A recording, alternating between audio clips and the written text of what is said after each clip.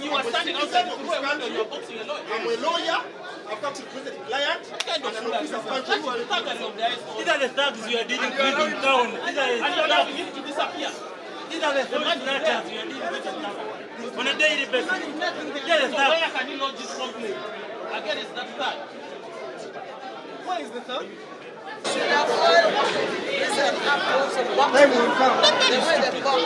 You know this man is talking on the phone and you're boxing him because he's talking on the phone. Time will come.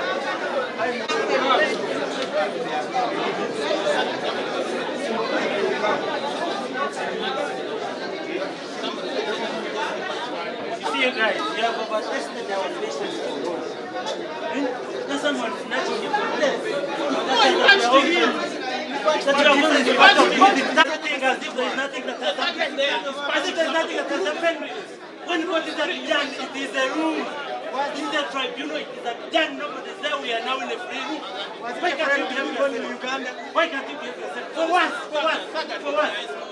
For what? Why can't you behave yourself? In a uniform? In the tribunal, you're boxing. That's why you even hide your name tag. That's why you even hide your name tag. Ekisookera ddala bano ekigendererwa kyabwe mukimanye bulungi mu Kangaroo Court eno.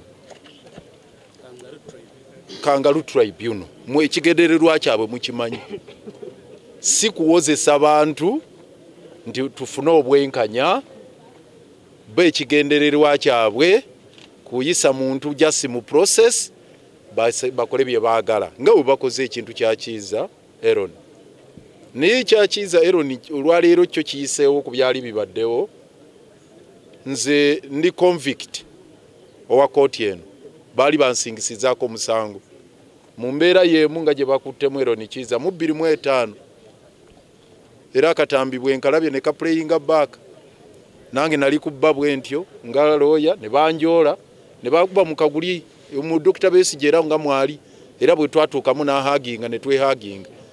Naye ekyenjawulo ekyaliwo basooka ne bazza wali Dr. Besigye ne bamuyimiriza mu kaguli ebbali nze n'alaka General Eri Tumwine n'atukolera charge sheet n'agisomaawo eya contempt of court n'atugamba kati mwewozeeko omusango muziza mwogedde kino mukoze kino ne kino ne kino mugamba kine tugwegaana n'atandikawo okutuwozesa ebyamangu mangu musawa nga 2 n'amaliriza n'agutusingisa oyinza omuwaayo ka credit nti general tumwine atisi yatuwozesaako naye wano kikwewuunyisa tewabaddeewo charge sheet nti ino omusango bagumusomedde tewabaddeewo mujulizi yenna tewabaddeewo nti prosecutor agambye nti ensonga zizino ne zino ne zino tewabaddeewo nakumugamba nti gwe kiza ero ni kiza omusango guno ogukiriza oba togukkiriza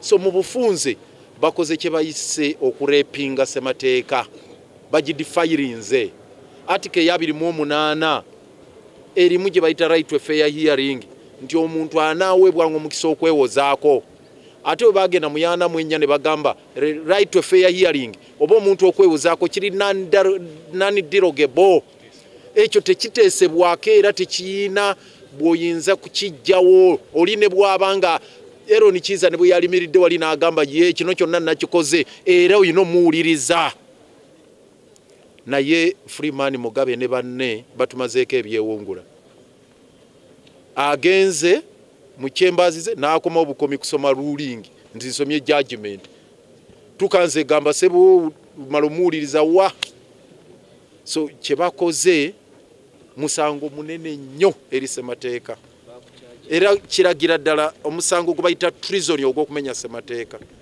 so ekyo tebakikoze ku Kiiza Aaron Kiiza yekka naye ogwo musango baguzizza eri eggwanga eri ssemateeka w'eggwanga era ensonga eno musango munene eri ffenna nga bannamateeka eri nga bannayuganda ffenna oba muntu yenna ne bw'ataba munnayuganda alwanirira rule of law n'alwanirira obwenkanya so n'olw'ensonga eyo songa eno twogedde ne Ssemakadde nga president wa Uganda Law Society kaakati y'abannamateeka bonna kubanga toyinza kubanga ozze kukola mulimu gwo nga munnamateeka ne bakuvumbagatira mu nvumbagatira nga gye bamuvumbagattiddemu ne bakubagula ebigwo ne bakuyoolayoola ne bakuteeka mu kaguli ne bagaaka tukuweereza ekitalya myezi 9 nga bannamateeka ba Uganda ffenna nga tetwesazeemu ekyo tulina okukirwanyisa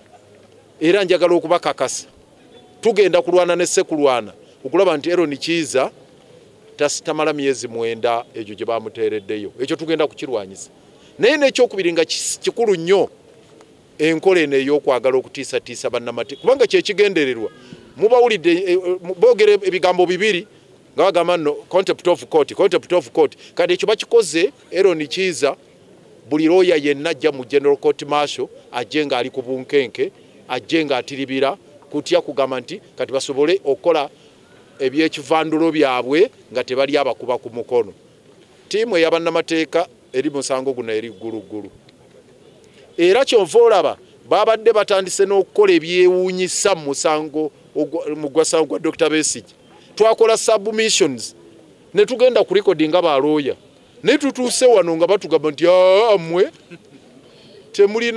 temuli ku record Dr. Besigye tabawanga na instructions fe era tetulinawo kiwandiiko kyonna kiraga nti Dr. Besigye yabawa instructions omuwolereza nga tumaze emirundi n'emirundi nga tujja tubeera mu maaso g'oyo Freeman Mugabe ne banne ne tuyimirirawo n'atukkiriza ne twogera nga tuwolereza Besigye naye olwaleero tutuuse wano ng'agamba kulisi tulinako Ernest Kalibala n'abalala bano bonna babaani tetubamanyi nga n'omulundi ogwasembayo lwe twajja adjournment yakolebwa ow'ekitiibwa senior counsel Martha Kaluwa afune practicing certificate ajja akulemberemu ttiimu Frank Mugabe n'akkiriza n'agamba ye genda ofune practice certificate bono malo gikoma okomewo otandika okulembera mu ttiimu olwaleero Martha Kaluwa afunye practice certificate azze okulembera mu ttiimu nga batugamba namwe balukwago n'abalala mwenna situbamanyi ffe ku likodi yaani yabawadde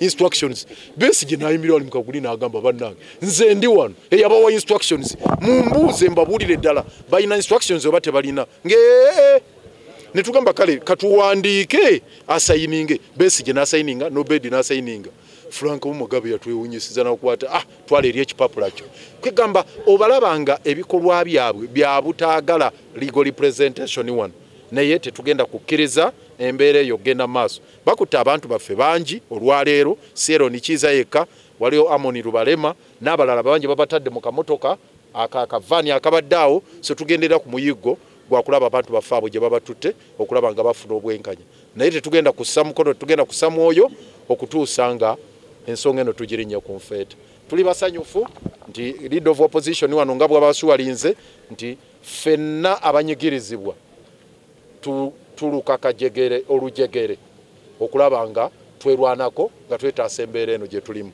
era tugenda kugenda maaso n'enkola eyo